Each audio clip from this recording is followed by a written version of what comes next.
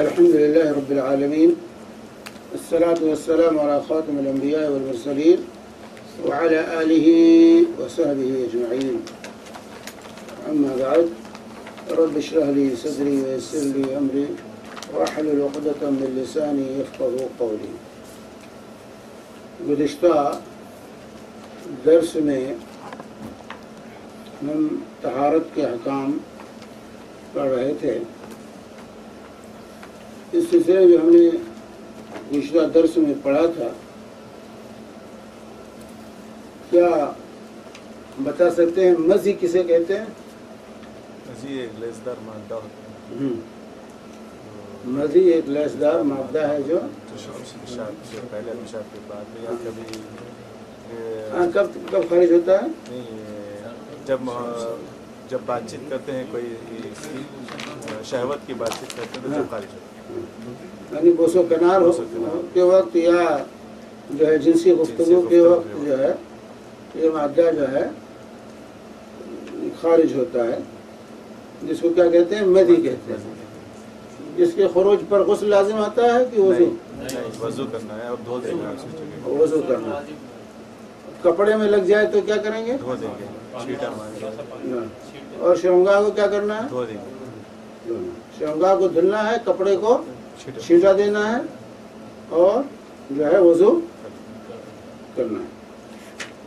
اور ودی کسے کہتے ہیں؟ ودی جو پیشاب سے پہلے یا پیشاب کے بعد جب وہ سفید مادہ خارج ہوتا ہے اس کو ودی. پیشاب سے پہلے یا پیشاب کے بعد سفید مادہ جو ہے خارج ہوتا ہے، اس کو ودی کہتے ہیں. اس کے خروج پر کیا لازم آتا ہے؟ وضو. وہ ناقض وضو. جیسے پیشاب ناقض وضو ہے، ویسے ودی کا خروج بھی ناقض وضو. بتا سکتے ہیں مدی یہ مادہ یا ودی یہ نجس ہے کہ طاہر ہے؟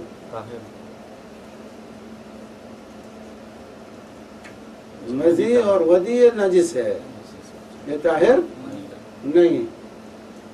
منی جو ہے یہ طاہر نہیں اور نجس نہیں ہے. منی طاہر ہے، مزی اور ودی یہ نجس ہے. سمجھے؟ جو ہے مزی اور ودی جو ہے یہ نجس ہے، منی جو ہے یہ طاہر ہے. منی کسے کہیں گے؟ ہاں،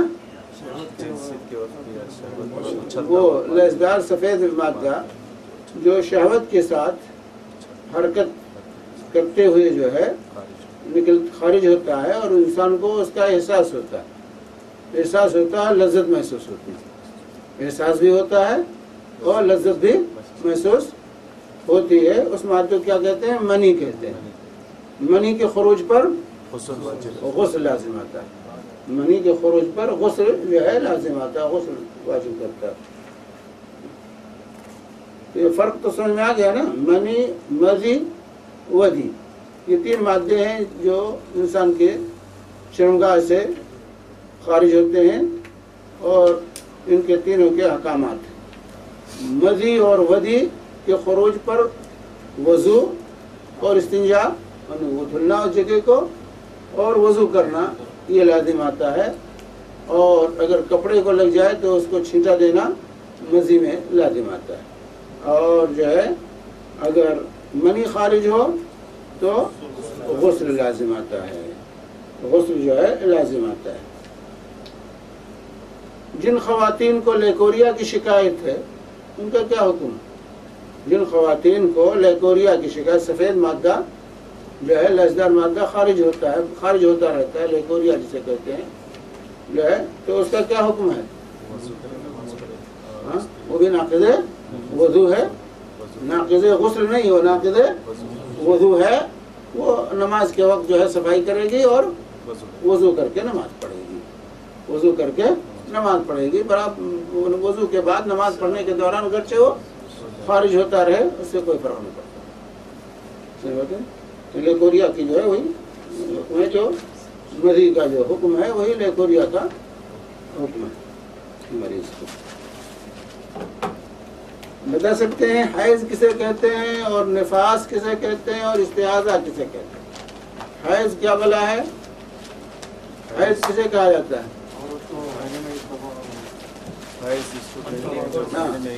مینتھلی کورس جسے انگلش والے کہتے ہیں، مینتھلی کورس یعنی ماہانہ جو خواتین کو بے خون جاری ہوتا ہے اس کو حیض کہا جاتا ہے۔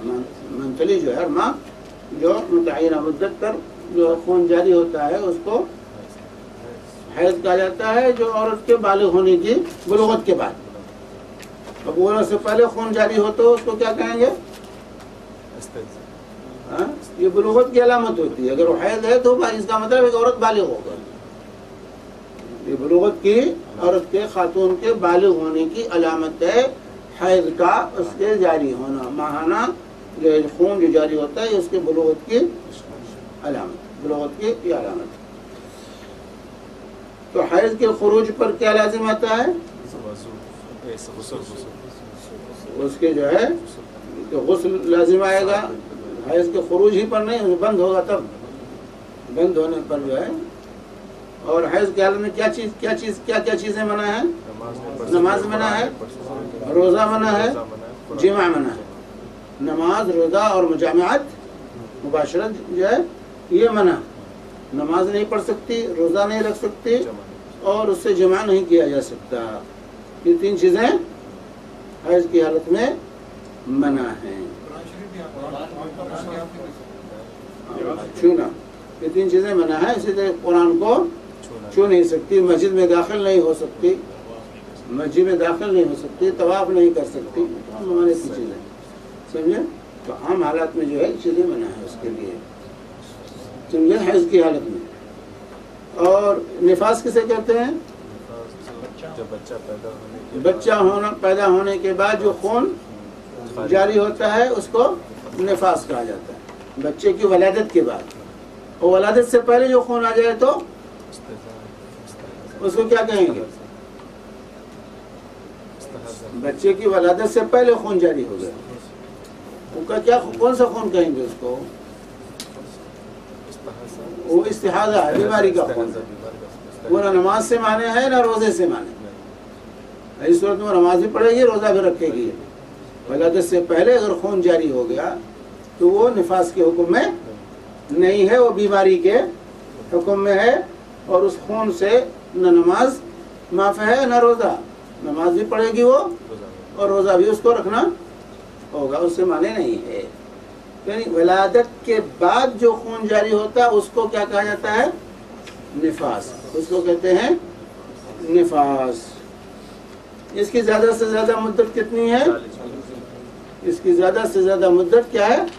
40 دن۔ کم سے کم کتنی مدت ہے؟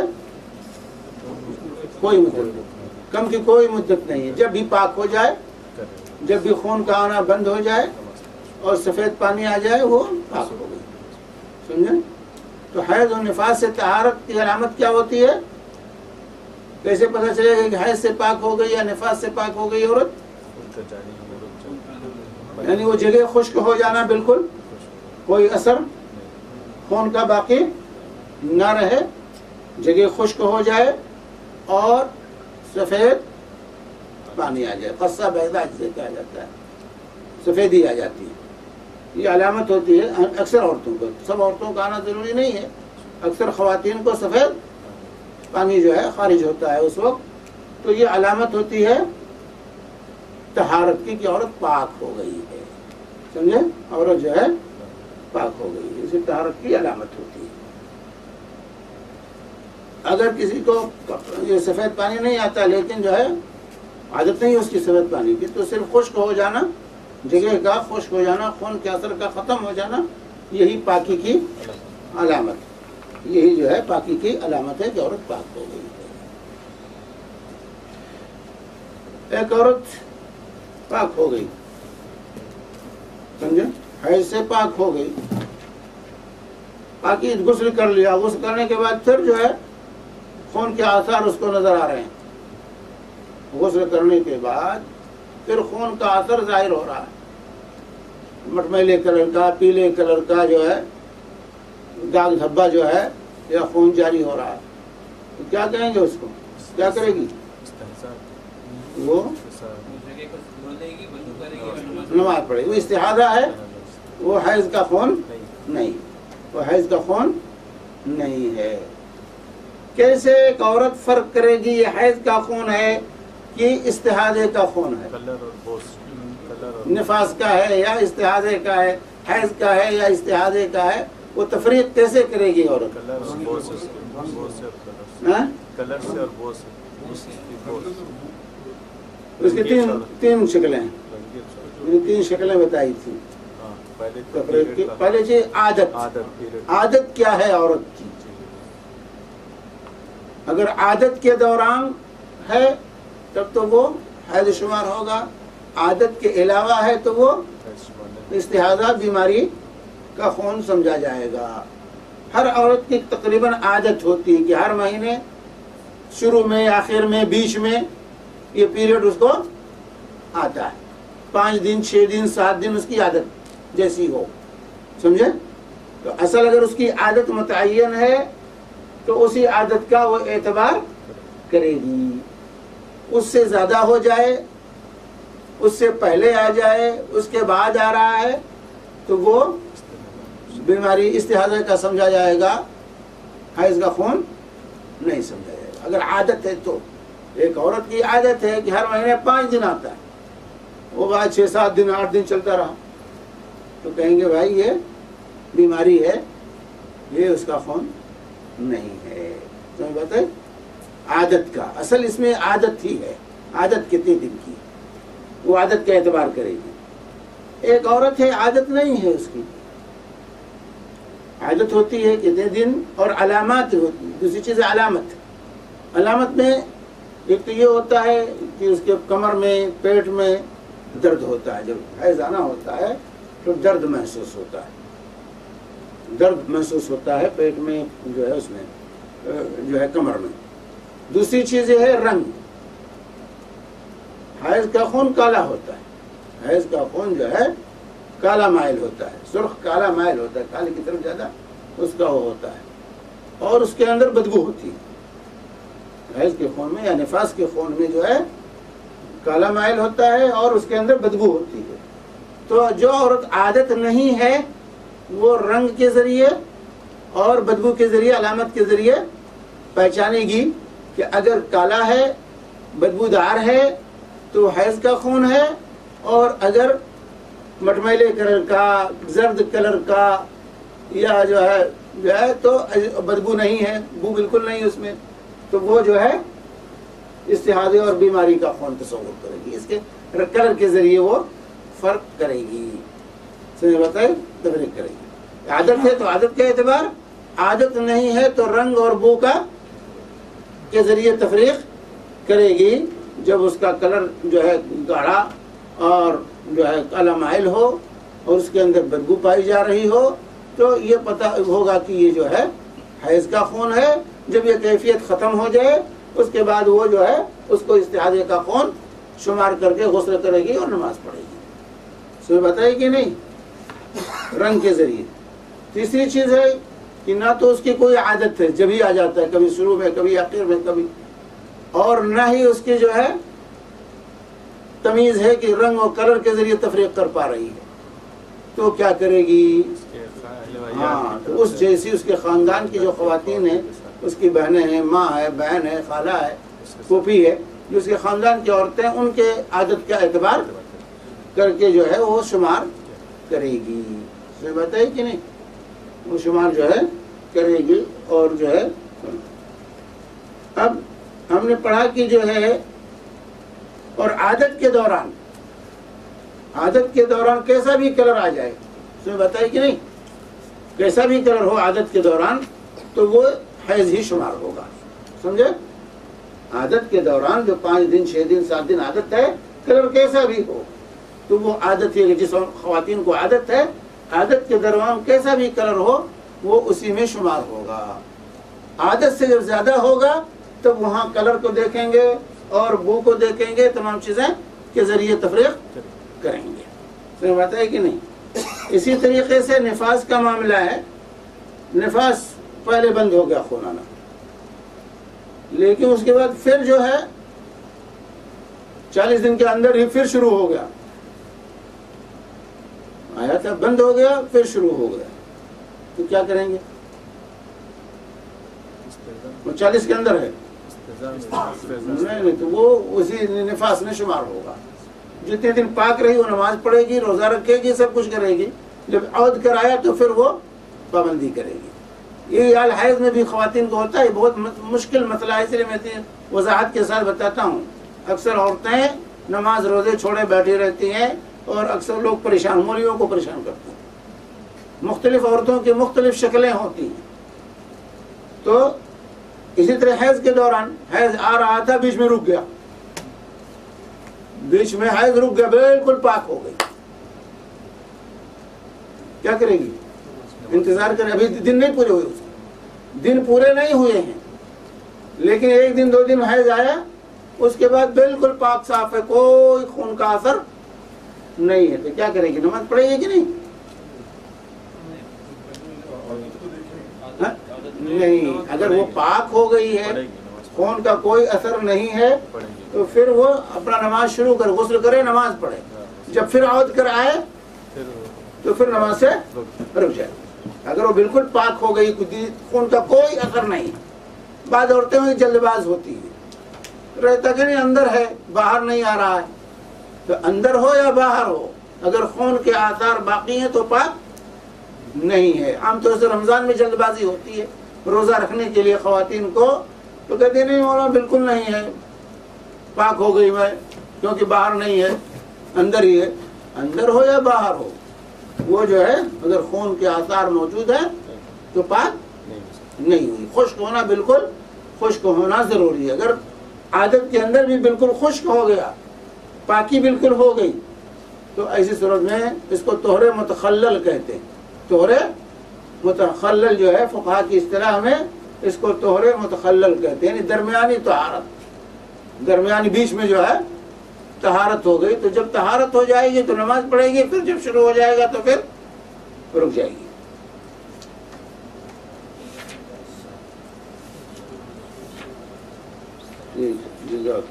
چلتے ہیں. کس میں؟ ہاں پاک ہو گئی تو مجامعت جائز ہے. جو نماز پڑھ سکتی ہے، روزہ جب رکھنا جائز ہے تو مجامعت بھی جائز ہے. استحاضہ میں بھی جائز ہے. استحاضہ کا خون اگر ہے تو وہ مجامعت سے مانے نہیں. طبیعت اگر کسی کی راغب ہوتی ہے تو کوئی بات نہیں. چلیے اب چلتے ہیں ہم غسل، وضو اور تیمم کے بیان میں. سب سے پہلے یہاں مصنف نے غسل جنابت کا ذکر کیا ہے. اور جنابت ہم پڑھ چکے ہیں. جنابت کسے کہتے ہیں؟ جو لوگ تھے وہ جانتے ہیں جنابت کسے کہتے ہیں. تو غسل جنابت کا طریقہ یعنی بیوی سے مباشرت کی یا احتلام ہوا، سمجھے؟ احتلام ہو یا مباشرت ہو، منی خارج ہو جائے تو منی کے خروج کو جنابت سے تعبیر کیا جاتا ہے. منی خارج ہو جائے تو یعنی حالت جنابت میں انسان ہو گیا. تو جنابت کے بعد غسل لازم آتا ہے. تو غسل کا طریقہ کیا ہے؟ غسل کیسے کریں گے؟ مسنون طریقہ کیا ہے؟ تو یہاں پر مصنف نے احادیث کو پیش کیا ہے. حضرت میمونہ رضی اللہ تعالی عنہ، یہ ام المومنین میمونہ بنت حارث ہیں، بیان کرتی ہیں کہ رسول اللہ صلی اللہ علیہ وسلم نے غسل کا ارادہ فرمایا تو سب سے پہلے دونوں ہاتھ دھوئے، یعنی جنابت کے بعد سب سے پہلے جو ہے دونوں ہاتھ دھوئے، پھر شرمگاہ کو دھویا. پہلے دونوں ہتھیلیاں، ہاتھ دھلنے کا مطلب ہتھیلی، ہاتھ کا مطلب یہاں ہے ہتھیلی، دونوں ہتھیلیاں اپنی دھلی، اور اس کے بعد شرمگاہ کو دھویا. شرمگاہ دھوتے ہوئے کس ہاتھ سے دھلیں گے؟ شرمگاہ بائیں ہاتھ سے. بائیں جو لیفٹ جسے کہتے ہیں، بائیں ہاتھ سے جو ہے شرمگاہ. جو شرمگاہ دھویا، پھر بایاں ہاتھ جس سے شرمگاہ کو دھویا تھا زمین پر رگڑا، پھر اس کو دھویا. زمین پر ہی مٹی سے رگڑ کر جو ہے ہاتھ کو جو ہے بائیں ہاتھ کو دھلیں گے. پھر کلی کی، پھر اس کے بعد اللہ کے رسول صلی اللہ علیہ وسلم نے کلی کی اور ناک میں پانی ڈالا، ناک میں پانی ڈالا، پھر چہرہ دھویا۔ تو کلی کرنا اور پھر ناک میں پانی ڈالنے کا مطلب ناک میں پانی چڑھانا اور پھر اس کو جھاڑنا۔ استنشاق اس کو کہتے ہیں، استنشاق مانے کھینچنا، پانی کو ناک سے کھینچیں گے اور پھر اس کو استنثار جھاڑیں گے۔ تو ناک میں پانی ڈالیں، ناک میں پانی چڑھایا، کھینچنا چاہیے، کھینچ کے پھر اس کو جھاڑنا۔ پھر چہرہ دھویا، تو کلی کی، ناک میں پانی ڈالا، پھر چہرہ دھویا، پھر کوہنیوں تک ہاتھ دھوئے۔ پھر کوہنیوں تک، کوہنی کہتے ہیں یہ جو حصہ ہے، یہ ہڈی جو بڑی ہوئی ہے بیچ میں، اس کو جو ہے کوہنی کہا جاتا ہے۔ تو کوہنیوں تک کا مطلب ہوتا ہے یہ اس میں کوہنی داخل ہے، کوہنی سمیت تک کا مطلب ہے کہ کوہنی سمیت اپنا ہاتھ دھلا۔ پھر کوہنیوں تک ہاتھ دھوئے، پھر سر پر پانی ڈالا، کوہنیوں تک دونوں ہاتھ آپ نے دھلا، پہلے دایاں پھر بایاں، اور پھر سر پر پانی ڈالا اور بالوں کی جڑوں تک پانی پہنچایا۔ سر پہ پانی ڈال کر کے ملنا ہے، جڑوں تک پانی پہنچانا ہے، جو ہے جڑوں تک پانی پہنچنا چاہیے، اور خاص طور سے جب بال بڑے بڑے ہوں تو اس کا زیادہ اہتمام ہونا چاہیے تاکہ پانی پہنچ جائے جڑ تک، جڑوں تک جو ہے۔ پھر جو ہے کہتے ہیں جڑوں تک پانی پہنچایا، 3 بار سر پر پانی ڈالا، پھر 3 بار سر پر پانی ڈال کر 3 مرتبہ دھلا، پھر تمام بدن پر پانی ڈالا، پھر پورے جسم کو پانی پہنچانا، کوئی حصہ خشک نہ رہنے پائے پورے جسم میں۔ پھر جہاں آپ نے غسل کیا تھا اس جگہ سے ہٹ کر پاؤں دھوئے۔ پھر جس جگہ جہاں آپ نے غسل کیا تھا، شروع میں پاؤں نہیں دھلے تھے، ہتھیلی دھلی، ناک میں پانی ڈالا، کلی کی، چہرہ دھلا، اور پیر جو ہے بعد میں غسل سے فارغ ہو کر آپ نے وہاں سے ہٹ کر پاؤں دھوئے۔ تو یہ طریقہ غسل جنابت کا طریقہ ام المومنین میمونہ رضی اللہ تعالی عنہا نے رسول پاک صلی اللہ علیہ وسلم کا بیان کیا۔ یہ متفق علیہ روایت ہے، متفق علیہ حدیث ہے، یعنی بخاری اور مسلم دونوں کی روایت ہے۔ حافظ ابن حجر فرماتے ہیں کسی حدیث میں غسل جنابت کا وضو کرتے وقت سر کے مسح کا ذکر نہیں ہے، سر کے مسح کا ذکر نہیں ہے، کیونکہ بعد میں تو سر پر پانی ڈالا ہی، سر پر تو پورا بھگونا ہی ہے، اس لیے مسح کا ذکر جو ہے وضو کرتے ہوئے غسل جنابت میں سر کے مسح کا ذکر نہیں ہے۔ صرف ہاتھوں کو دھلنا، چہرے کو دھلنا، کلی کرنا، ناک میں پانی چلانا، پیروں کا دھلنا، اس کا ذکر ہے، لیکن سر کے مسح کا ذکر نہیں ہے کہ اللہ کے رسول صلی اللہ علیہ وسلم نے سر کا مسح بھی کیا۔ حضرت عائشہ رضی اللہ عنہا، ایک روایت تھی ام المومنین میمونہ کی غسل کے طریقے کی، دوسری روایت ام المومنین عائشہ صدیقہ رضی اللہ تعالی عنہا، حضرت عبداللہ بن عمر رضی اللہ تعالی عنہما کی روایت ہے کہ رسول اللہ صلی اللہ علیہ وسلم غسل جنابت میں وضو کا ذکر کرتے ہوئے فرماتے ہیں کہ آپ نے سر کا مسح نہیں کیا۔ سر کا مسح، اس میں صراحت ہے کہ آپ نے سر کا مسح جو ہے وضو کرتے ہوئے غسل جنابت میں سر کا مسح نہیں کیا، بلکہ اس پر پانی ڈالا، سر پر پانی ڈال کر کے سر کو دھلا۔ امام نسائی نے اس حدیث پر یہ باب باندھا ہے جنابت کے وضو میں سر کے مسح کو ترک کرنا، یہ نسائی کی روایت ہے۔ امام جو ہے نسائی نے جو ہے اس کو جو ہے یہی عنوان قائم کر کے کہ جنابت کے وضو میں سر کے مسح کو ترک کرنا، سر کا مسح نہیں۔ امام داؤد فرماتے ہیں کہ میں نے امام احمد سے سوال کیا کہ جنبی جب غسل سے قبل وضو کرے تو کیا سر کا مسح بھی کرے؟ آپ نے فرمایا کہ وہ مسح کس لیے کرے جبکہ وہ اپنے سر پر پانی ڈالے گا، جب سر کو بھگونا ہی ہے، دھلنا ہے، تو مسح کی ضرورت نہیں ہے، مسح کی ضرورت نہیں ہے۔ ہاں ہاتھ بھی دھوتے ہیں لیکن مسح کے لیے، جب وہ دھلنا ہی ہے تو مسح کی ضرورت نہیں۔ یہ جواب دیا جو ہے امام احمد رحمہ اللہ نے، امام احمد کا یہ جواب ہے، یہ حدیث کا ٹکڑا نہیں ہے، امام احمد نے یہ جواب دے دھلنا یہ تو مسح کی ضرورت، لیکن ہاتھ کا دھلنا ہے، جو ہے کلی کرنا ہے، ناک میں پانی چڑھانا سب۔ ام عائشہ نے کہا میں اور رسول اللہ سے ایک برتن سے نہاتے اور دونوں اس سے چلو بھر بھر کر لیتے تھے، تو میاں بیوی جو ہے ساتھ میں بیٹھ کر غسل جو ہے ایک ساتھ کر سکتے ہیں، تو کہتے ہیں ہم دونوں جو ہے نہاتے۔ غسل کا یہ طریقہ جو ہے یہاں بیان کیا۔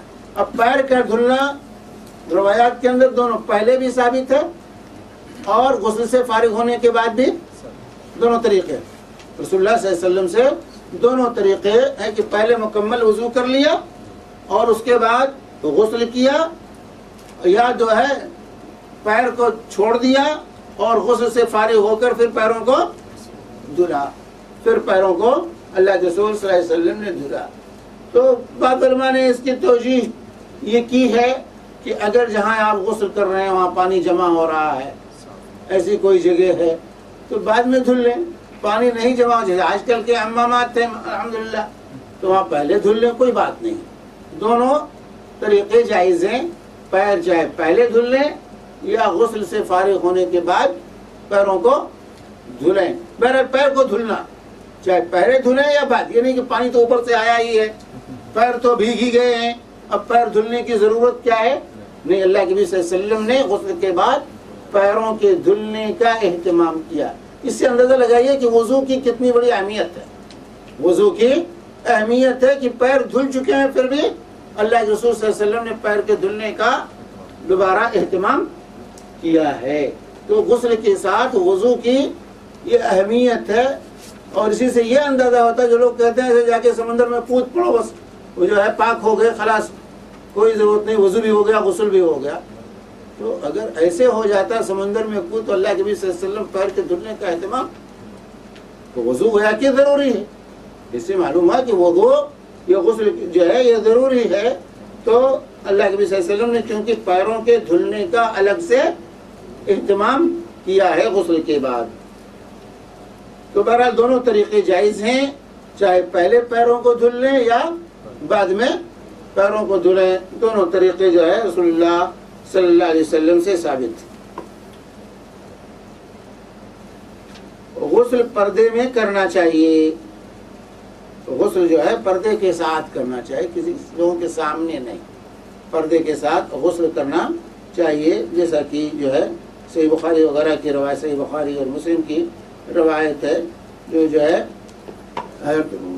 فاطمہ کہتی ہیں کہ میں نے چادر سے آپ کا پردہ کر رکھا تھا، چادر سے کپڑے سے گھیر کر کے میں نے پردہ کر لیا تھا، اللہ کے نبی صلی اللہ علیہ وسلم نے اندر غسل کیا، پھر ام ہانی آئی، فتح مکہ کے موقع کا واقعہ ہے، اور آواز دی۔ تو بہرحال تو پردے کے ساتھ غسل ہونا چاہیے، لیکن آج تو مرد کون کہ عورتیں بھی ماشاءاللہ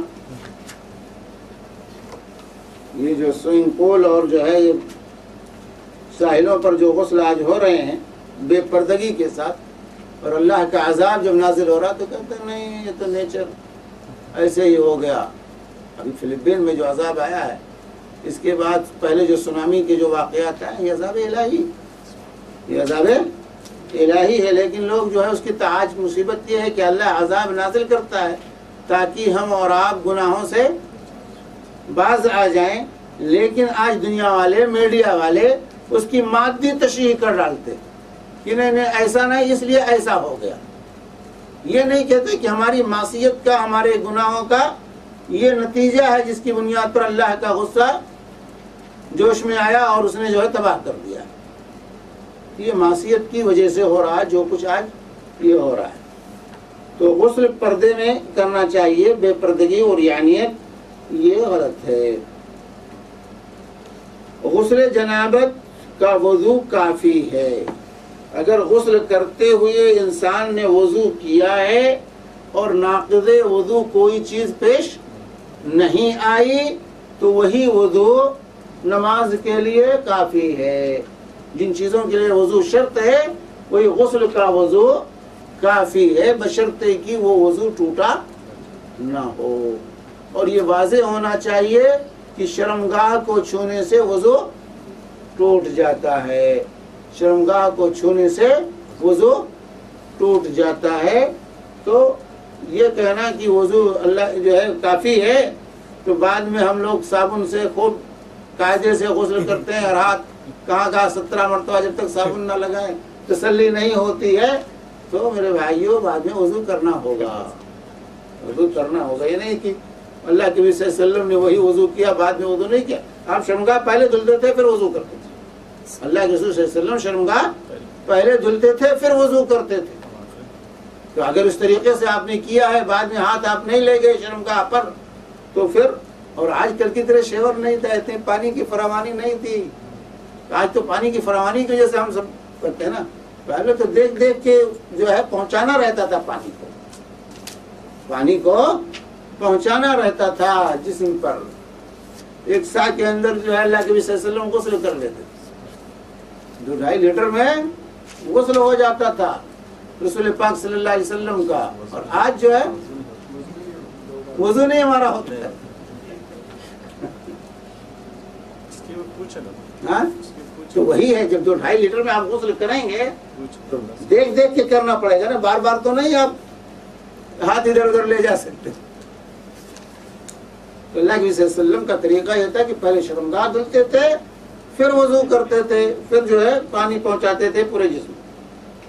تو کہتے ہیں کہ غسل جنابت کا وضو کافی ہے۔ ام عائشہ رضی اللہ عنہا سے روایت ہے کہ رسول اللہ صلی اللہ علیہ وسلم غسل جنابت کے بعد وضو نہیں کرتے تھے، غسل کے بعد وضو نہیں کرتے تھے۔ یہ روایت سے جو ہے ترمذی وغیرہ کی ہے، ترمذی کی روایت ہے، اور جو اس طرح ابن ماجہ کی، ابو داؤد کی جو ہے، تو غسل کے بعد نہیں کرتے تھے، یعنی غسل سے پہلے وضو کر لیتے تھے، وہی وضو آپ کے لیے کافی ہوتا تھا، لیکن یہ کہ جبکہ ناقض وضو کوئی چیز پیش نہ آئے دیگر ہو۔ تو یہ ہے غسل جنابت کا طریقہ جو یہاں پر جو ہے احادیث کی روشنی میں بتایا گیا ہے۔ غسل جنابت کا بھی یہ طریقہ ہے، غسل حیض و نفاس کا بھی یہی طریقہ ہے کہ پہلے شرمگاہ کو عورت دھلے اور اس کے بعد پھر وضو کرے، سر دھلے اور جو ہے پورے جسم کو پانی پہنچائے۔ تو جو غسل جنابت کا طریقہ ہے وہی غسل حیض و نفاس کا بھی خواتین کے لیے وہی طریقہ ہے۔ غسل جنابت کے بعد ان احوال کا ذکر کیا جاتا ہے جن میں غسل کرنا واجب، مسنون یا مستحب، یعنی اس کے علاوہ اور کون سے غسل جو ہے اسلام میں ہیں غسل جنابت کے علاوہ۔ تو غسل جنابت ہے یا غسل حیض اور نفاس ہے، یہ تو مسلم ہے۔ اس کے بعد جو ہے یہاں پر دوسرے غسلوں کا ذکر کیا، جیسے جمعہ کے دن جو ہے غسل کرنا، جمعہ کے دن غسل کرنا۔ حضرت ابن عمر رضی اللہ عنہما سے روایت ہے کہ رسول اللہ صلی اللہ علیہ وسلم نے فرمایا، ابن عمر کا کیا نام ہے؟ عبداللہ بن عمر۔ جہاں بھی ابن عمر آئے اس سے مراد عبداللہ بن عمر، جہاں ابن عباس آئے اس سے مراد عبداللہ بن عباس، جہاں بھی ابن مسعود آئے اس سے مراد عبداللہ بن مسعود، جہاں بھی ابن زبیر آئے وہاں عبداللہ بن زبیر۔ یہ خاص، ان کی اور بھی اولاد تھی، لیکن یہ جو ہے خاص ان لوگوں کے ساتھ یہ نام خاص ہو گیا ہے۔ تو ابن عمر، حضرت عمر کے اور بہت بیٹے تھے، لیکن جب کہا جائے گا ابن عمر تو عبداللہ بن عمر، جب کہا جائے ابن عباس تو عبداللہ بن عباس، جب کہا جائے ابن زبیر تو عبداللہ بن زبیر، جب کہا جائے جو ہے ابن مسعود تو عبداللہ بن مسعود۔ تو کہتے ہیں جو ہے ابن عمر رضی اللہ تعالی عنہما سے روایت ہے کہ رسول اللہ صلی اللہ علیہ وسلم نے فرمایا، اذا جاء احدكم الجمعة فليغتسل، اذا جاء احدكم الجمعة فليغتسل، جب تم میں سے کوئی شخص نماز جمعہ کے لیے آئے تو اسے غسل کرنا چاہیے، غسل کر کے آئے۔ جب آپ نماز جمعہ پڑھنے کا ارادہ کریں جانے کا، تو جانے سے پہلے آپ کو حکم دیا رسول پاک صلی اللہ علیہ وسلم نے کہ غسل کرنا ہو۔ غسل جو ہے آپ نے غسل کا یہ روایت جو ہے صحیح بخاری اور مسلم کی مختلف متفق علیہ روایت، اذا جاء احدكم الجمعة فليغتسل، جب تم میں سے کوئی جمعہ کی نماز کے لیے آئے تو غسل کر لے۔ حضرت ابو رضی اللہ تعالیٰ سے روایت ہے کہ رسول اللہ صلی اللہ علیہ وسلم نے فرمایا ہر مسلمان پر حق ہے کہ ہفتے میں ایک دن غسل کرے۔ ہر مسلمان پر حق ہے کہ کم سے کم ہفتے میں ایک دن یعنی جمعہ کے دن تو اس کو غسل کرنا چاہیے۔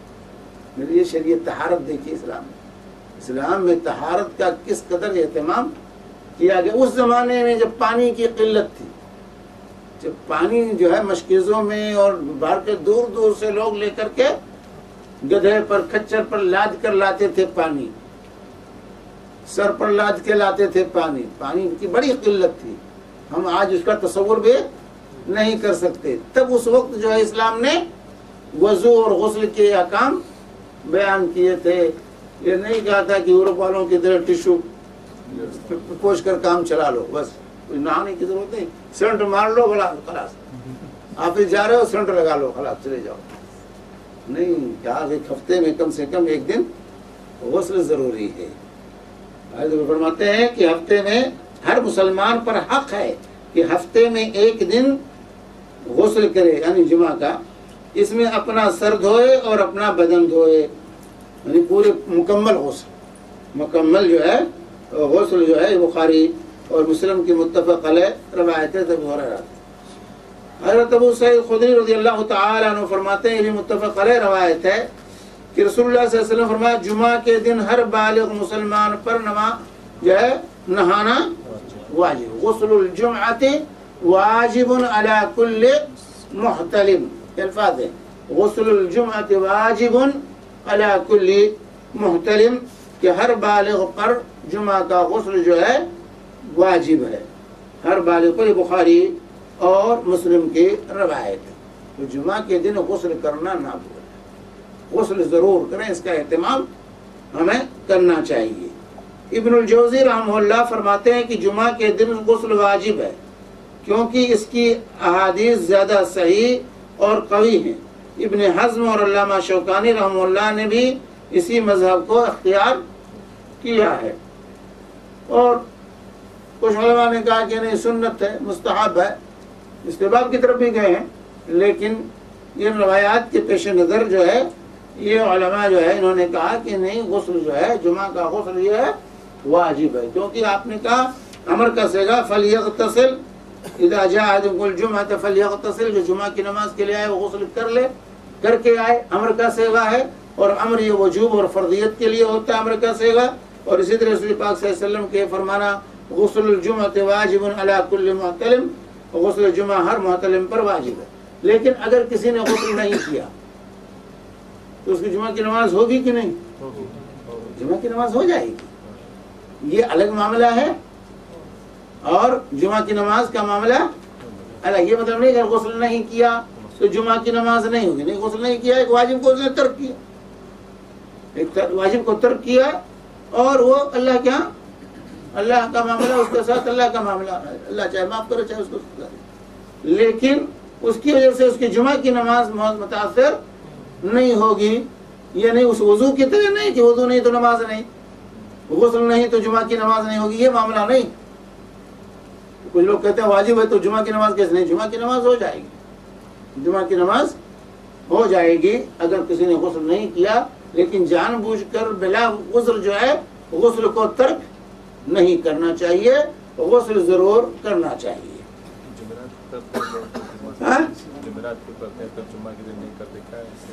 جمعہ کے دن دیکھیں، یہ غسل جمعہ کی نماز کے لیے جتنے قریب میں کریں اتنا بہتر ہے، تاکہ آپ مجمع میں جا رہے ہیں تو اچھی حیت میں، اچھی حالت میں جو ہے جانا چاہیے۔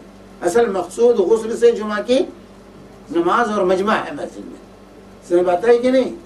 غسل کا جو حکم دیا گیا ہے اسی مجمع کے لیے کہ آپ مجمع میں جا رہے ہیں مسلمانوں کے ساتھ، تو اچھی حیت میں، اچھے لباس میں، صاف ستھرے ہو کر کے، کوئی بو نہ ہو، کوئی ایسی چیز آپ کے ساتھ نہیں ہونی چاہیے۔ تو اصل مقصود جمعہ کی نماز ہے، جمعہ کا دن مقصود نہیں کہ جمعہ پڑھ کے آئیں گے تو غسل کر لیں گے، جمعہ پڑھ کے آئے غسل کیا تو وہ غسل کا اعتبار نہیں، اصل نماز کے لیے ہے، مسجد میں جانے کے لیے ہے غسل۔ تو غسل جمعہ کی نماز سے پہلے ہونا چاہیے، اس لیے علماء نے کہا جتنے قریب میں کرے اتنا ہی بہتر ہے۔ جب جانا ہو جانے کا ارادہ کرے تو غسل کر کے وہ سیدھے مسجد چلا جائے، غسل کرے وہ سیدھے مسجد چلا جائے۔ اب بہت سے لوگ ہیں جن کو غسل کرنا ہوتا ہے، وہ فجر سے پہلے غسل کر لیے تو کہے کہ جو ہے جمعہ کا غسل ہو گیا۔ نہیں، فجر سے پہلے کیے تو جمعہ کا نہیں مانا جائے گا، تو جنابت کا غسل ہوا۔ تو جو ہے کرنا چاہیے جو ہے جمعہ سے پہلے۔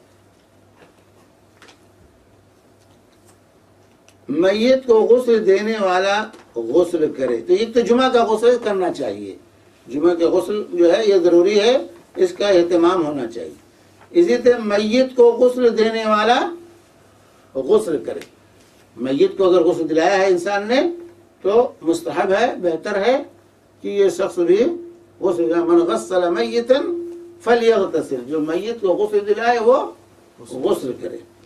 حضرت ابو رضی اللہ عنہ روایت کرتے ہیں کہ رسول اللہ صلی اللہ علیہ وسلم نے فرمایا جو شخص مردے کو غسل دے اسے چاہیے کہ وہ خود بھی نہائے، غسل کر لے۔ یہ ابو داؤد وغیرہ کی روایت، یہ ابو داؤد وغیرہ کی جو ہے، ابو داؤد، ترمذی، ابن ماجہ وغیرہ کی جو ہے یہ روایت ہے کہ جو میت کو غسل دے وہ خود بھی غسل کرے۔ حضرت ابن عباس رضی اللہ تعالی عنہما سے روایت ہے کہ رسول اللہ صلی اللہ علیہ وسلم نے فرمایا تم پر میت کو غسل دینے سے کوئی غسل واجب نہیں، کیونکہ تمہاری میت طاہر مرتی ہے، نجس نہیں، لہذا تمہیں ہاتھ دھو لینا ہی کافی ہے۔ دوسری بات میں کہا کہ یہ جو ہے واجب نہیں ہے، میت کو غسل دینے والے کا غسل کرنا یہ واجب و ضروری نہیں ہے، مستحب اور بہتر ہے۔ من غسل میتا فلیغتسل، جو میت کو غسل دلائے وہ غسل کر لے۔ تو اس سے تو ظاہر ہوتا ہے کہ ضروری ہے، واجب ہے۔ لیکن یہ دوسری روایت جو ابن عباس رضی اللہ تعالی عنہما نے روایت کی ہے، یہ بحقی کی روایت ہے، اور امام ذہبی اور حاکم وغیرہ نے اس کو صحیح کہا ہے، امام حافظ نے حسن کہا ہے کہ اللہ کے رسول صلی اللہ علیہ وسلم تم پر میت کو غسل دینے سے کوئی غسل واجب نہیں، کیونکہ تمہاری میت طاہر ہوتی مرتی ہے، مومن طاہر ہے، مومن حیّن و میتن دونوں طاہر ہے، پاک ہے، نجس نہیں، لہذا تمہیں ہاتھ دھو لینا ہی کافی ہے، دھو لینا ہی کافی ہے۔ اس سے معلوم ہوا کہ جو ہے دونوں احادیث کو ملانے سے مسئلہ یہ ثابت ہوا کہ جو شخص میت کو غسل دے اس کے لیے نہانا مستحب ہے، واجب نہیں، ضروری نہیں، یعنی واجب نہیں۔ چنانچہ حضرت ابن عمر رضی اللہ عنہما فرماتے ہیں ہم میت کو غسل دیتے، پھر ہم میں سے بعض غسل کرتے اور بعض نہ کرتے، بعض غسل کرتے اور بعض غسل نہ کرتے۔ یہ بھی بحقی کی روایت ہے، حافظ بن حجر رحمہ اللہ نے اسے صحیح کہا ہے۔ تو یہ معلوم ہوا کہ میت کو غسل دینے کے بعد غسل کرنا مستحب اور بہتر ہے، مستحب ہے کہ میت کو جو غسل دے وہ خود بھی غسل کر لے۔ یہ دو حدیث آئیں، دونوں بھی رسول اللہ صلی اللہ علیہ وسلم سے مراد یہ لیا گیا، دونوں حدیثیں رسول اللہ صلی اللہ علیہ وسلم سے ہیں، تو اس ایک دفعہ ایسا ہوا ایک دفعہ ایسا ہوا نہیں، ایک دفعہ اس کے کیا نہیں، آپ نے ایک روایت میں کہا کہ فلیغتسل، اللہ کے رسول صلی اللہ ہم علیہ نے کہا کہ غسل کرے، دوسرے ابھی غسل کرنے سے مطلب واجب ہے کہ مستحب ہے، کیا ہے یہ آرڈر جو ہے کس کے لیے ہے؟ تو دوسری روایت میں وضاحت آ گئی کہ جو آرڈر ہے وہ وجوب کے لیے نہیں ہے، استحباب کے لیے، سمجھے؟ آرڈر جو ہے یہ وجوب کے لیے نہیں ہے، استحباب کے لیے ہے۔ اسی طرح کوئی اسلام قبول کیا، کوئی اسلام قبول کیا تو اس کو بھی غسل کرنا چاہیے، نو مسلم غسل کرے، اس کو بھی واجبات میں سے علماء نے شمار کیا ہے۔ قیس بن عاصم سے روایت ہے، رضی اللہ تعالیٰ عنہ سے روایت ہے کہ جب وہ مسلمان ہوئے تو رسول اللہ صلی اللہ علیہ وسلم نے حکم دیا کہ پانی اور بیری کے پتوں کے ساتھ غسل کریں، پانی اور بیری کے پتوں کے ساتھ غسل کریں۔ ابو داؤد، نسائی وغیرہ کی جو ہے، ترمذی، نسائی کی روایت ہے کہ اللہ کے صلی اللہ علیہ وسلم قیس بن عاصم رضی اللہ تعالی عنہ کو اسلام لانے کے بعد ان سے غسل کروایا کہ جا کے تم غسل کرو، اور غسل میں جو ہے پانی کے ساتھ جو ہے بیری کی پتی کو بھی شامل کرنے کا حکم رسول پاک صلی اللہ علیہ وسلم نے دیا۔ بیری کی پتی، تو بیری کی پتی کے اندر بڑی خاصیتیں اسی لیے مردے کو غسل دینے کے لیے بھی بحری کی پتی ہے، اور اگر صحت زدہ ہے تو اس کے لیے بھی بحری پتی کا نسخہ جو ہے علماء نے متعین کیا ہے بحری کی پتی کا۔ تو بحری کی پتی میں خصائص ہیں، تو یہاں پر اللہ کے نبی صلی اللہ علیہ وسلم نے کہا کہ بحری کی پتوں کے ساتھ غسل کریں، پانی میں ملا لیں بحری کی پتی کو پیس کر کے، یا اسی میں جو ہے بعض لوگ پکا لیتے ہیں، پانی کے ساتھ بحری کی پتی ڈال کر کے پکا لیتے ہیں، گرم کر لیتے ہیں۔ تو کوئی مسلمان ہو تو اس کو بھی غسل کرانا چاہیے، غسل جو ہے کرانا چاہیے اسلام لانے کے بعد۔ اسی طرح عیدین کے روز جو ہے عید الفطر اور عید الاضحیٰ کا غسل، عید الفطر اور عید الاضحیٰ کا غسل۔ نافع جو ہے کہتے ہیں رحمہ اللہ کہ حضرت ابن عمر رضی اللہ عنہ عید الفطر کے روز غسل کیا کرتے تھے۔ اس سلسلے میں ہونا چاہیے کہ عیدین میں رسول پاک صلی اللہ علیہ وآلہ وسلم سے کوئی چیز وارد نہیں ہے، کوئی جو ہے روایت ایسی نہیں ہے کہ رسول اللہ صلی اللہ علیہ وسلم نے غسل کیا یا نہیں کیا، ایسا کوئی ذکر جو ہے روایات کے اندر رسول پاک صلی اللہ علیہ وسلم کے سلسلے میں وارد نہیں ہے، نہ کرنے کا اور نہ کرنے کا کہ آپ نے غسل کیا عیدین میں کہ غسل نہیں کیا۔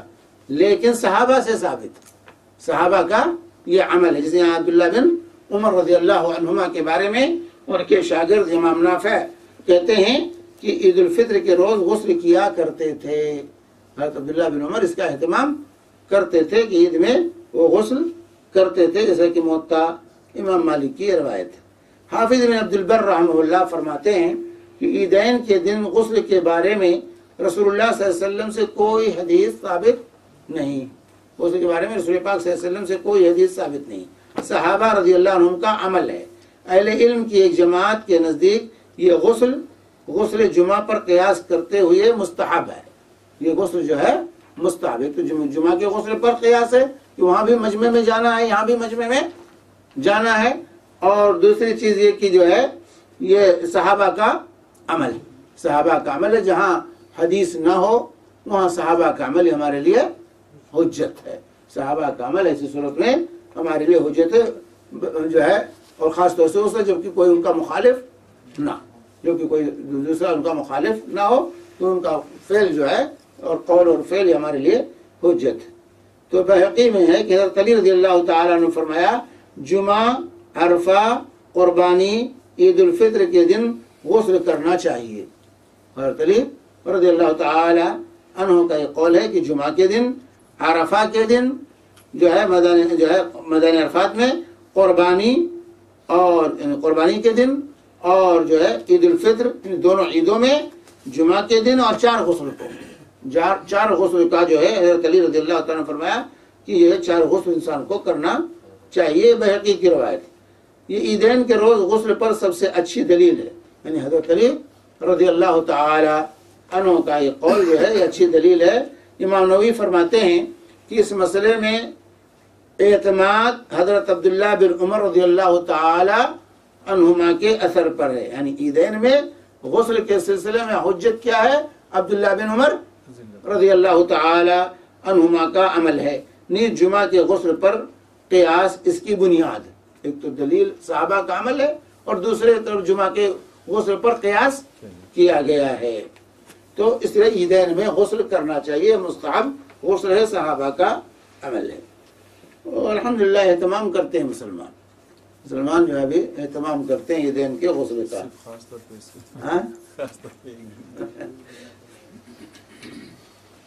نہیں کرنے والے بھی کرتے ہیں۔ تو اگر عید جمعہ کے دن آئے تو پھر غسل عیدین میں جب ایک نماز دونوں نمازوں کے لیے کافی ہے،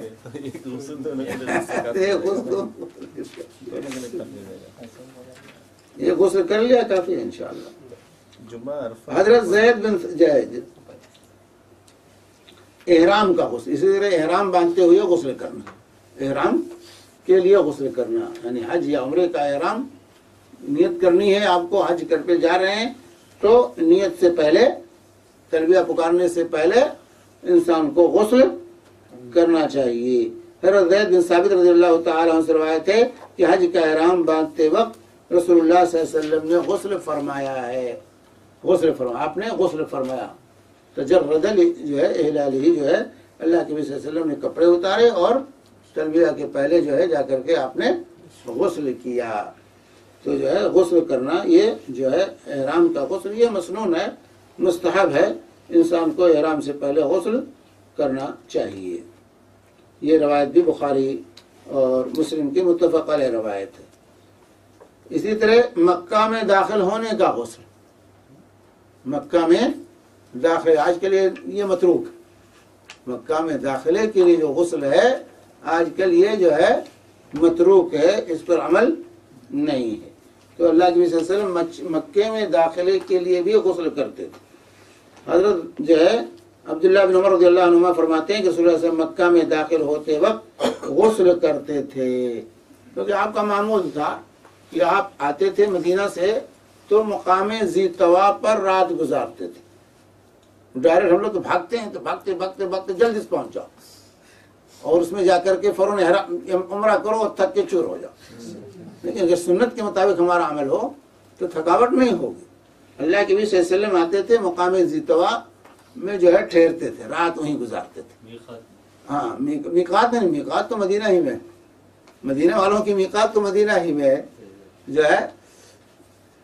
تو جو ہے وہ وہاں سے آتے تھے، مقام ذی طوا جو ہے مکہ سے پہلے پڑتا ہے، وہاں رات بھر ٹھہرتے تھے.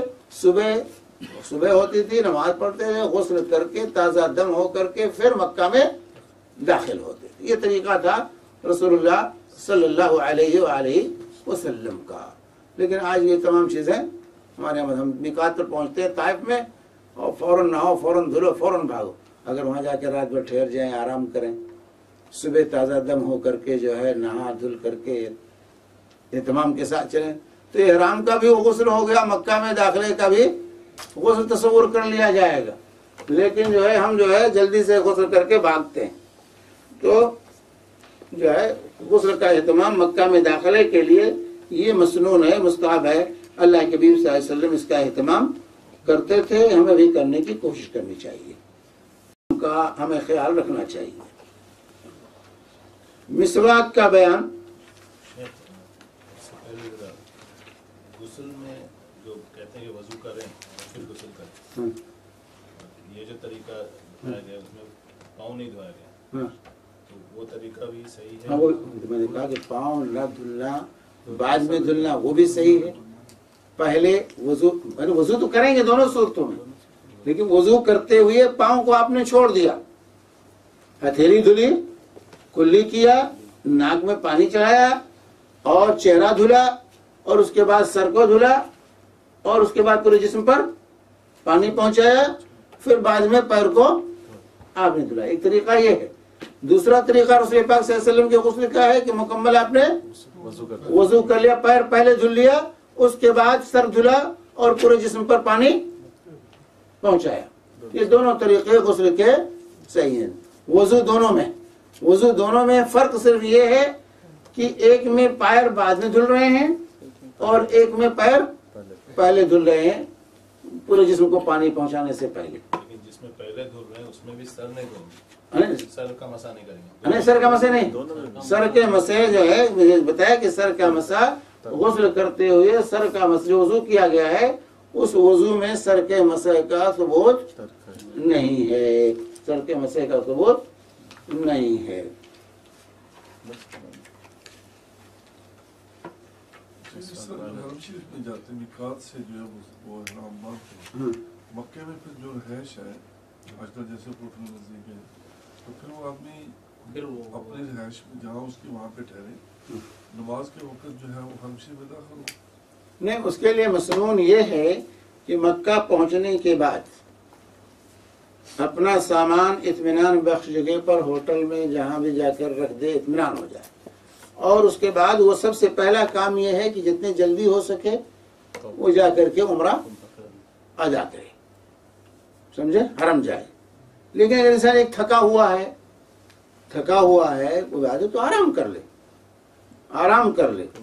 سمجھے، ممانعت نہیں آرام کرنے کی. لیکن اگر تھکاوٹ نہیں ہے تو جا کر سب سے پہلا کام طواف اور سعی جو ہے سے فارغ ہو جائے، عمرے سے فارغ ہو جائے. لیکن تھکا ہے تو آرام کر لے، سو لے اگر تھکاوٹ ہے تو. تو کوئی بات نہیں. پھر اس کے پانی غسل بھی جو ہے ہاں وہ اپنے جہاں پہ اس کی رہائش ہے ہاں تو وہاں پہ غسل کر کے پھر جو ہے ہاں، تو وہ مکہ کا غسل نہیں نہ ہوا. پھر مکہ نہیں ہوگا. مکہ کا غسل نہیں ہوا، مکے میں داخلے کے لیے غسل ہے. تو مکے میں داخل ہونے سے پہلے غسل ہے. نکال کے بعد تو پھر طائف کی طرف اگر جائے ہاں تو طائف جاتا ہے انشاءاللہ. وہ طائف کا غسل ہو جائے گا مکہ کے لیے. من غسل و اغتسل والی روایت صحیح ہے. ہاں ہاں صحیح، جمعہ کے دن نا. ہاں من غسل و اغتسل، جو غسل کرے اور کرائے. تو جمعہ کے دن افضل اور بہتر یہ ہے خود بھی غسل کریں اور بیوی کو بھی غسل کرائیں. یعنی غسل واجب کرنے والی چیز کریں، آپ مباشرت کریں، جماع کریں جمعہ کے دن، خود بھی غسل کریں، بیوی کو بھی غسل کرائیں. من غسل و اغتسل، صحیح بات. میت کو غسل کرنے کے بعد تدفین سے پہلے غسل کرنا چاہیے، ہاں بعد دفنانے کے بعد وہ نہیں ہے نا بھائی من غسل اسی وقت غسل کرنا چاہیے. جب میت کو غسل دیا تو اسی وقت غسل کر لیجئے. یہ مستحب ہے، بہتر ہے. یہ نہیں کہ دفن وفن کر کے پھر آئیں پھر غسل کریں. نہیں، بہتر ہے کہ غسل کرنے کے بعد فوراً غسل دلانے کے بعد فوراً غسل کر لیں. دفنانے کے بعد بھی دفنانے کے لیے جو لوگ جاتے ہیں وہ لوگ بھی غسل کرتے ہیں. کوئی حدیث سے تو ثابت نہیں. نہیں غسل اس کے لیے غسل نہیں. ان کے لیے غسل ان کے لیے. لیکن کپڑے والا گندے ہو ہاں ایک روایت میں ہے من حملہ فلیتوضا. ایک روایت میں ہے من غسل میتا فلیغتسل ومن حملہ فلیتوضا، کہ جو شخص میت کو غسل دے وہ غسل کرے، اور جو اس کے جو ہے جنازے کو اٹھائے، ومن حملہ جو میت کو اٹھائے وہ فلیتوضا، وہ وضو کرے. وہ وضو کرے، وہاں غسل نہیں ہے، وہاں وضو کا ہے کہ وہ وضو کرے. اور یہ سب وجوب کے لیے نہیں، استحباب ہی کے لیے. پورے بدن پہ جب پانی ڈالتے ہیں اس کا کوئی طریقہ ثابت ہے یا کیسا بھی جیسا سیدھے ہاتھ سے دائیں پہلو پہلے سر دھلتے ہوئے پہلے دائیں حصہ پھر بائیں حصہ، کیونکہ آگے آ رہا ہے کہ یحب التیامن فی کل شیء. اللہ کے نبی صلی اللہ علیہ وسلم دائیں طرف سے شروع کرنے کو ہر چیز میں پسند کرتے تھے، چاہے وہ وضو ہو، چاہے وہ غسل ہو، چاہے وہ نہانا ہو. ہر اچھا کام دائیں طرف سے شروع ہوتا ہے. جو آپ غسل کر رہے ہیں تو سر کا پہلے دائیں حصہ دھلیں پھر بایاں حصہ دھلیں. شاور کرنے ایک ہی بار کرنا ہے یا تین بار؟ 3 مرتبہ، سر کو 3 مرتبہ دھلنا. مثلاً 3 مرتبہ آپ نے پانی ڈالا. تو شاور تو کتنے ہاں تو شاور سے کتنے میرے بھائی پانی کا حساب دینا پڑے گا.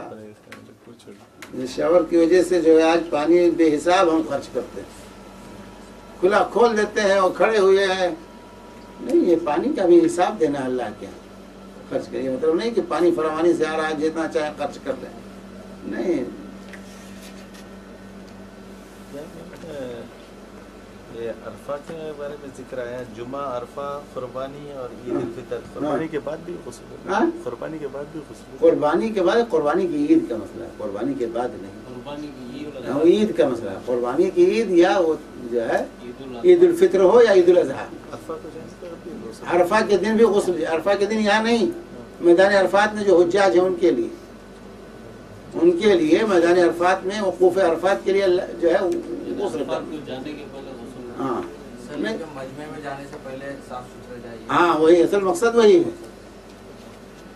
عرفہ کے دن غسل ہے حجاج کے لیے، حاجیوں کے لیے، ہمارے لیے نہیں. جو حج کے لیے نہیں گئے ان کے لیے عرفہ کا غسل نہیں. عرفہ کا غسل حجاج کے لیے ہے جو میدان عرفات میں وقوف کر رہے ہیں. تو وقوف عرفات کے لیے جو ہے غسل یہ مستحب ہے.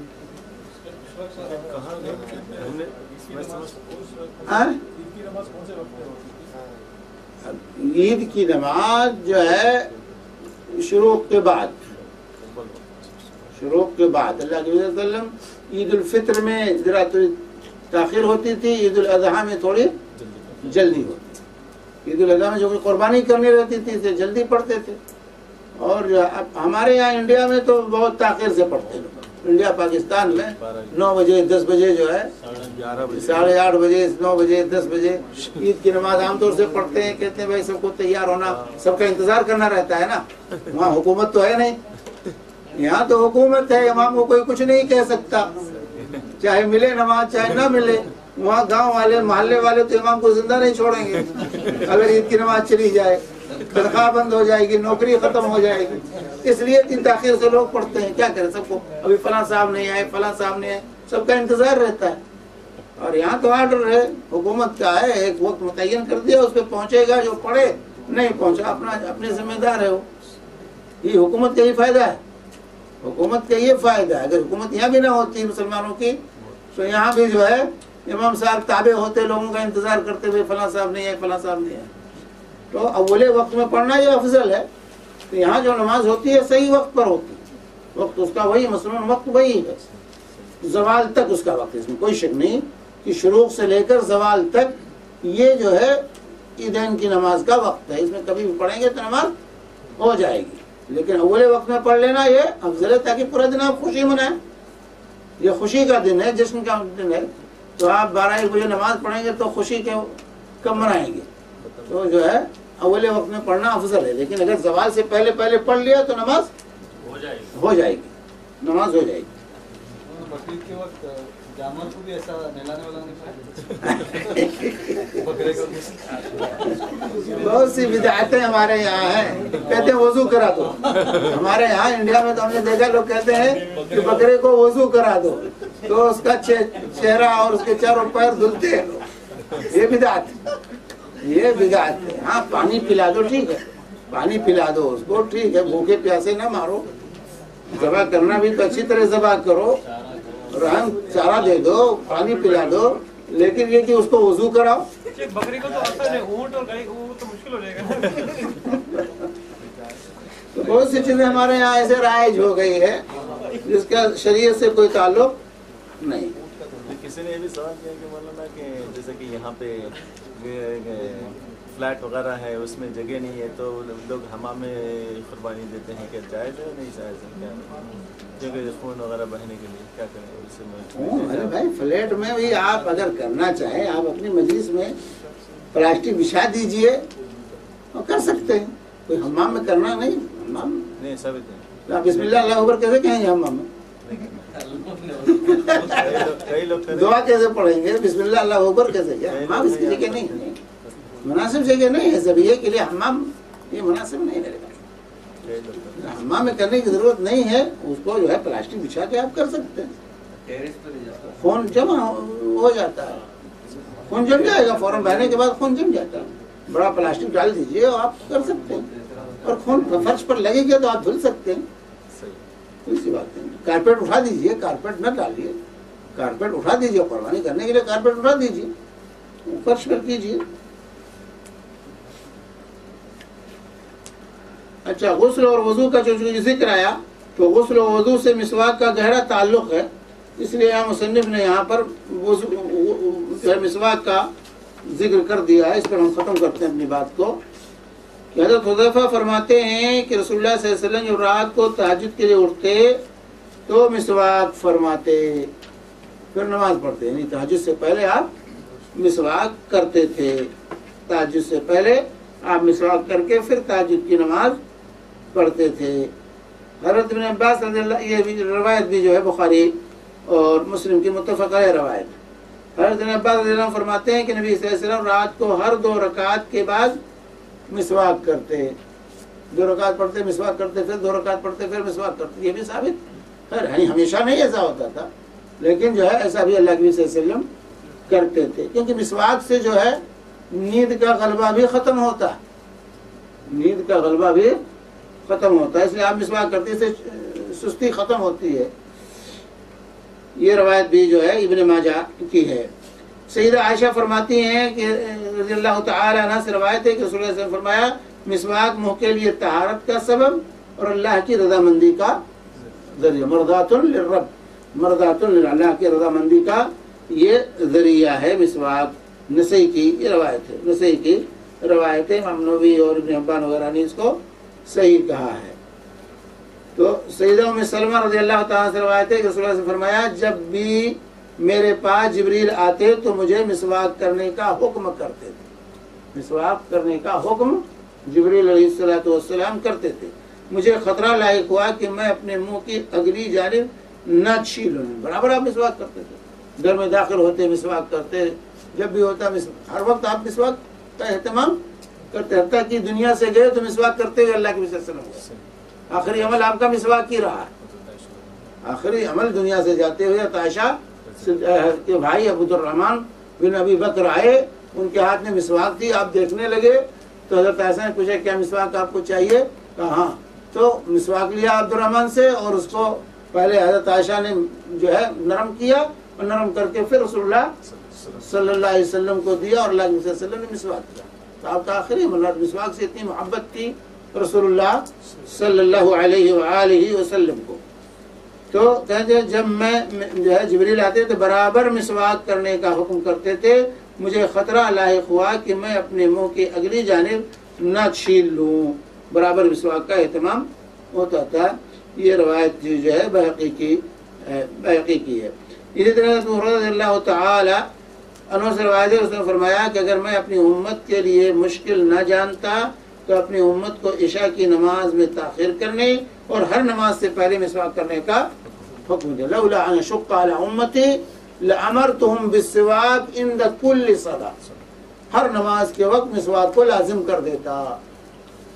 مسواک کی اسلام میں یہ اہمیت ہے، لیکن آج بہت سے لوگوں کو صرف صبح اٹھ کر مسواک کرنے میں پریشانی ہوتی ہے، کلی کیا اور بھاگے. نہیں، مسواک ضروری، مسواک کرنا چاہیے. تو ہر نماز کے وقت وضو کرنے جائیں تو مسواک پہلے کریں، اور اس طرح نماز کے وقت جو ہے مسواک کا اہتمام کرنا چاہیے انسان کو، کیونکہ دونوں الفاظ ہیں، عند کل وضو کا لفظ بھی ہے اور عند کل صلاۃ کا لفظ. نماز کے وقت مسواک کو لازم کر دیتا، وضو کے وقت مسواک کو لازم کر دیتا. تو وضو کے وقت بھی مسواک کا، جب بھی وضو کریں مسواک کا اہتمام کریں، اور جب بھی جو ہے نماز پڑھنے جائیں تو مسواک کا اہتمام انسان کو کرنا چاہیے. اس لیے عربوں کیا رہا ہے کہ جب نماز کا وقت ہوتا ہے تو وہ مسواک ان کے جیب میں ہوتی. ہمارے بڑے سگے کے لوگ اس کو بڑا مایوس سمجھتے ہیں کہ مسواک کرتے ہیں جیب میں رکھ لیتے ہیں. بھائی مسواک صرف وہ جو ہے گندگی صاف کرتے ہیں، گندگی صاف کرنے کے لیے صبح اٹھ کرنا. مسواک یہ خوشبو ہے، طہارت ہے، مرضات للرب ہے، تو یہ خوشبو کے طور پر بھی استعمال ہوتا ہے. تو جب بھی عربوں کو دیکھیں گے ان کے جیب میں مسواک رہتی ہے، وقتاً فوقتاً ہر وقت کرتے رہتے. تو کرتے رہنا چاہیے، رکھنا چاہیے. مسواک اپنی جیب میں انسان کو رکھنی چاہیے اور اس کو برابر کرتے رہنا چاہیے.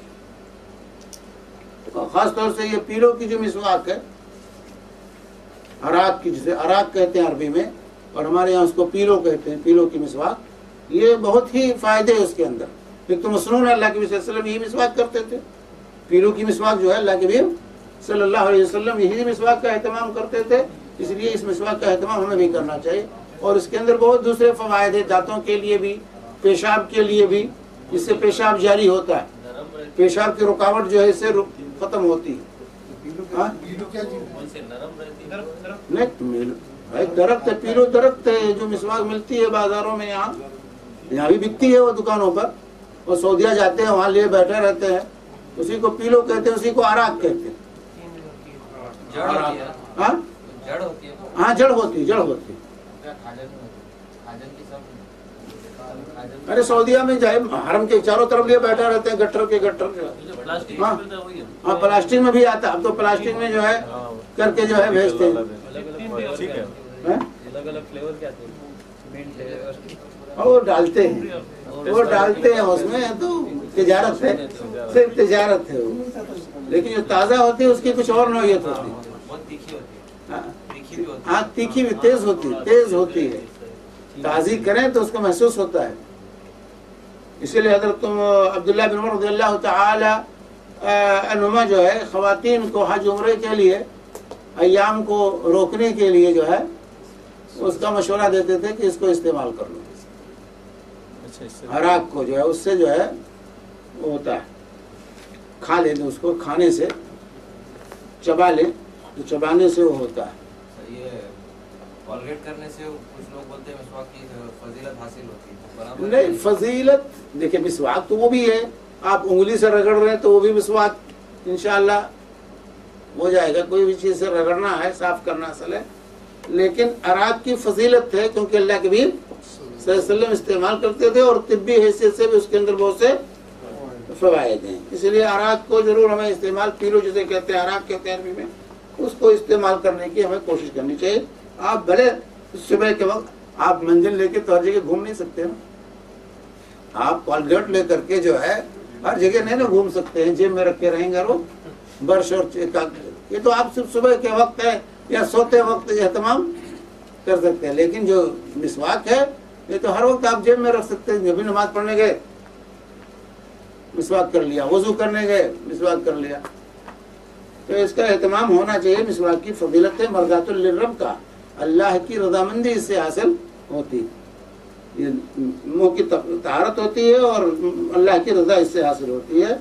इसलिए मिसवाक का एहतमाम हमें करना चाहिए, अपने जेब में मिसवाक रखनी चाहिए। बराबर एक रोजे की हालत में जब मिसवाक करते हैं कर सकते हैं, उसका जो ये आता है टेस्ट आता है, कोई बात नहीं, आप उसको नहीं निकलना नहीं चाहिए।